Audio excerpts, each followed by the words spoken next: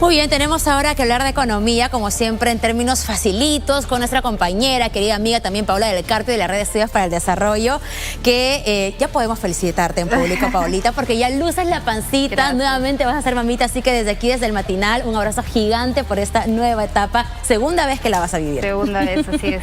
Muy bien, Pao. Entonces vamos a hablar ahora de la economía boliviana y lo paralelo que se puede vivir en nuestro país. Luego haremos un comparativo interesante, así que adelante, Pao. Sí, de hecho, en este momento Bolivia vive momentos bastante complicados. Hay protestas, se ha venido cubriendo en Latina también, lo he visto, protestas porque hay escasez de productos, porque las cosas están subiendo de precio, no hay dólares en la economía. Y cuando les cuente un poco qué es lo que está pasando, qué es lo que ha pasado, a todos los no tan jóvenes, quizás de mi prom para arriba, les va a sonar a historia conocida porque esto ya lo vivimos nosotros, ¿no?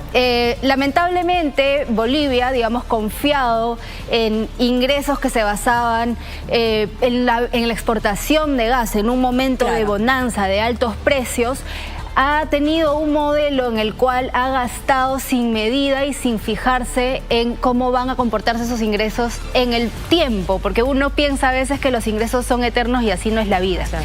Entonces, pasa en Bolivia que hay subsidios a los combustibles, altas planillas, todo lo que ya hemos conversado de nuestro propio país y también que hemos hablado de Argentina en algún momento. De acuerdo. ¿No? Gastos muy fuertes para ingresos que ya no están ahí, ¿no? En este momento el gasto público es el casi 40% del PBI en Bolivia. Nosotros estamos 15 puntos por detrás de eso y ya estamos diciendo que tenemos que detenernos un poco en tanto gasto que estamos nosotros. Entonces, solo para ponerlo en contexto, ¿no? Ellos tienen un déficit fiscal que lleva más de 11 años súper elevado, sin contar la pandemia, porque todos los países tuvimos déficit fiscal elevado en la pandemia. El promedio ha sido de 6.2%.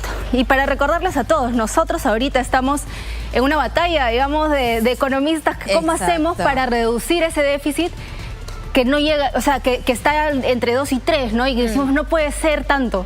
Y esto está en 6, promedio de un número largo de años. De acuerdo. ¿No? Y esta parte que quizás es que no se entiende tanto, pero es bien importante. Sus reservas internacionales, lo que tienen ellos en moneda extranjera, en oro, guardado en su banco central, es muy chiquito, 3.8% del PBI. Y esto se lo han comido totalmente. O sea, esto es casi 90% menos de lo que tenían en el 2014. Que es como el respaldo que te da si quieres tener créditos internacionales y más, ¿verdad? Sí, así es. Si quieres créditos internacionales, se fijan, ¿tiene reservas o no tiene reservas para repagarme si algo le pasa? Y eso también encarece el crédito de los ciudadanos, por encarece ejemplo, el crédito a los ciudadanos, imposibilita las acciones que puede tomar el Banco Central. ¿Y por qué ha bajado tanto esas reservas en comparación a como vamos a ver luego lo que nos ocurre a nosotros? Ellos mantienen un tipo de cambio fijado, ¿no? Ellos fijan su tipo de cambio. Claro, muchas veces las personas quisiéramos que no suba, que no baje el tipo de cambio, pero a veces por empecinarse en este tiene que ser el número, pero el mercado se mueve alrededor, tienes que gastar tus reservas para mantener ese número. Y ellos se han comido las reservas, las han usado en pagar los subsidios a importaciones de los combustibles, las han usado en financiar lo que acá nunca se haría desde las últimas reformas, ¿no? En que el Banco Central financie al Estado y sus gastos. Eso no puede ser. Ese es el tipo de cambio oficial.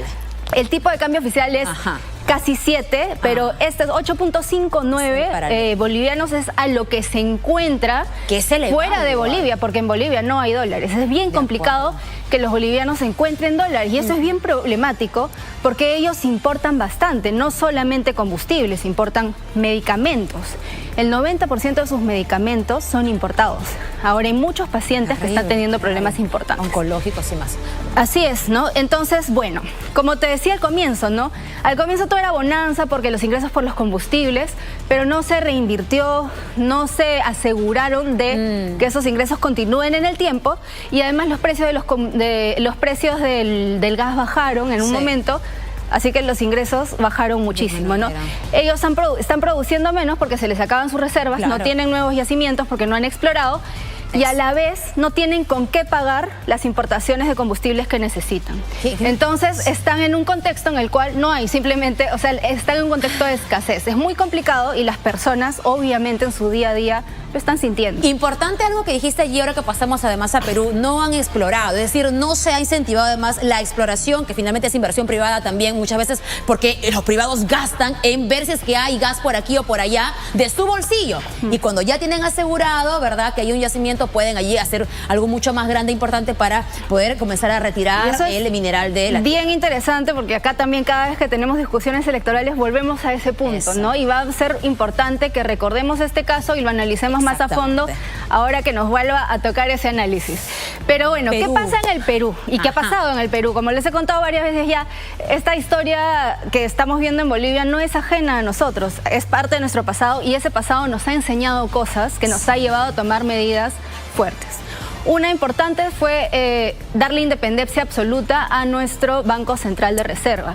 Nuestro Banco Central de Reserva tiene reservas y no se las presta al Estado. Está prohibido, no se puede, no se hace. Porque esas reservas son nuestra garantía, esas reservas nuestro respaldo. Sirven para mantener nuestra política cambiaria, para mantener estables los precios de la economía. Esas reservas tienen una finalidad, que no son el presupuesto público. Además tenemos reglas fiscales. No podemos irnos demasiado en déficit fiscal, en gasto público, en endeudamiento. Eso es una diferencia bien importante con otros países de la región. Nuestras reservas internacionales netas son prácticamente el 30% del PBI, son 40 veces más que en el caso de Bolivia, porque hemos sido muy cuidadosos con esto, ¿no? Y eso sí es bien importante, ¿no? Entender la importancia de estas reservas, de respetar esta independencia del Banco Central y dejarlo trabajar como bien ha venido haciendo. Lo último es cómo es nuestro régimen cambiario. El tipo de cambio en el Perú tiene esto que llamamos flotación sucia. ¿Qué significa eso? No es fijo, no tenemos un tipo de cambio fijo. Si el tipo de cambio tiene que subir, va a subir, pero el Banco Central sí hace operaciones de venta, de compra, para que no suba tanto, para que las subidas y las bajadas sean un poquito más suaves.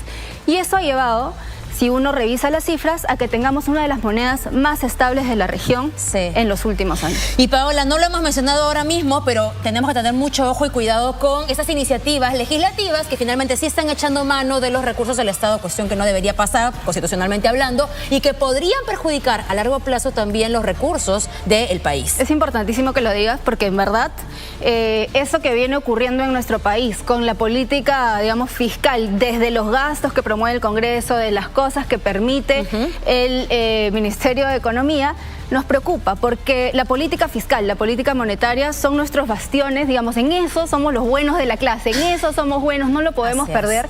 Y ya vemos que muchas veces la gente dice PBI, cosas que suenan lejanas, de economistas, lo que quieras, pero ya vimos que afecta a las personas todos los días.